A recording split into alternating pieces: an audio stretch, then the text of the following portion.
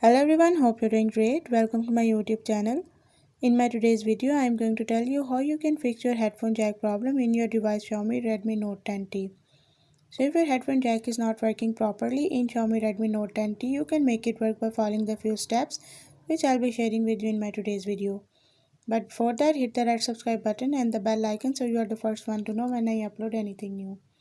Now watch this video and you will learn how you can fix any problem related to your headphone jack in your device.